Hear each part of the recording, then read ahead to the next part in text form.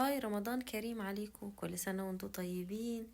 عاملين ايه؟ يا رب تكونوا بخير. تعالوا احكي لكم عن اصعب اختيار مريت بيه، حفلة في ليلة الامتحان. تخيلوا ممكن اكون عملت ايه. بس تعالوا قبل ما نبدأ ما ننساش اللايك والاشتراك في القناة. وقبل الامتحان بيوم كنا في سيكشن، وواحدة صاحبتي دماغها طاقة قوي قالت يا بنات النهاردة بالليل في حفلة تجنن، انا حجزت لكل واحدة فينا التيكت عليها، يلا كل واحدة ايدها على 100 جنيه بقى.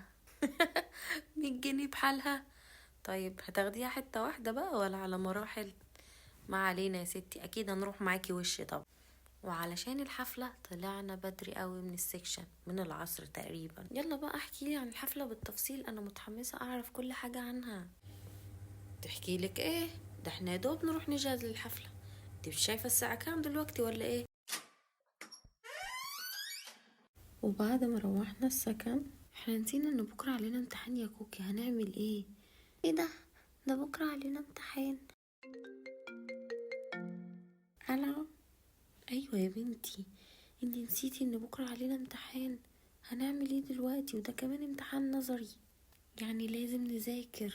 وطبعا كان الحل ان احنا هنرجع بدري من الحفلة ونفضل نذاكر لحد ميعاد الامتحان.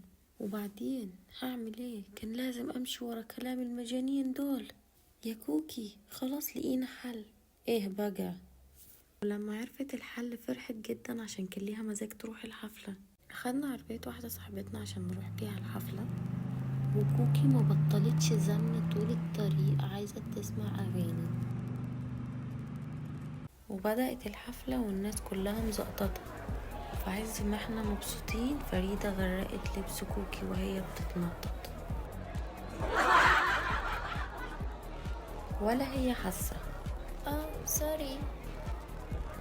قلت لها تعالي نروح التواليت ونشوف حل في الموضوع ده. بصي بقى، مفيش غير حل واحد، ان انتي تغطي البلل ده بالطرحة دي. انا عارفة هي لئيمة وعاملة كده قصد عشان غيرانة مني. طيب امسكي بس غطي لبسك يلا. ورجعنا الحفلة تاني. ايه يا جماعة مالكم متنشنين كده ليه؟ عادي حصل خير يعني. تاني يوم، يا نهار ابيض، احنا روحنا متأخر من حفلة وما ذاكرناش اي حاجة خالص. بصي انا عندي حل، احنا نروح للعميد ونألف عليه اي حوار بحيث ان هو يأجل لنا الامتحان. اوكي؟ ازيكم يا بنات، عاملين ايه؟ مستعدين للامتحان ومذاكرين؟ بصراحة عندنا مشكلة، بعد ما روحنا متأخر من السكشن عملنا حادث واضطرينا نستنى الونش يجي يجر العربية، واتأخرنا قوي. وطالبين بس من حضرتك تأجل لنا الامتحان يوم واحد بس عشان نعرف نذاكر. لا ألف سلامة، هأجل لكم الامتحان 3 أيام بس كده. ايه ده؟ احنا ضحكنا على العميد بسهولة قوي. 3 ايام المفروض بقى نقفل في المادة. وعدى اول يوم وتاني يوم وتالت يوم، العميد حطنا كل واحدة في لجنة. مش مهم، احنا كده كده مذاكرين. اول ما شفت ورقة الاسئلة، امتحان من سؤالين بس. يا لهوي، ده اخرة الكذب، انا كده هشيل المادة. وبعدين البنات راحوا فين؟ اهم.